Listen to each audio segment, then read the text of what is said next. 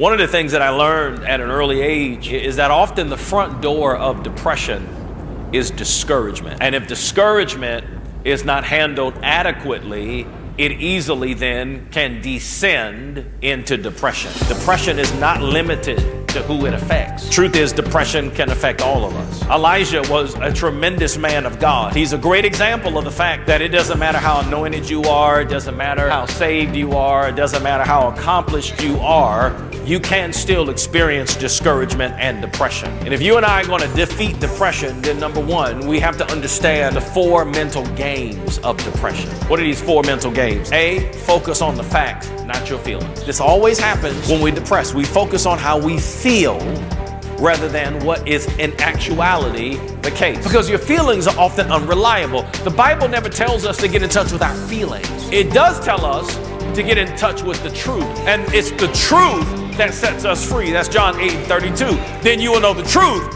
and the truth will set you free. Second mental game that leads us to depression is that often we start comparing ourselves with other people. When they measure themselves by themselves and compare themselves with themselves, they are not wise. Here's another mental game. Don't take false blame. The third mistake Elijah made was that he blamed himself for negative events that were not his fault. Whenever you assume responsibility that God never intended for you to have, that's too heavy of a burden. Here's the fourth mental game. Don't exaggerate the negative. Listen to what he says. Ain't nobody else up in here living right, Lord. Listen to how he exaggerates the negative. I've been out here slaving for you, Lord. Everybody else crazy. The enemy knows that God is doing great things through you. And so what the enemy will do is often he'll send words. He'll send individuals that are doing his bidding, not because there's anything that really he can do, but he wants you to shut it down yourself.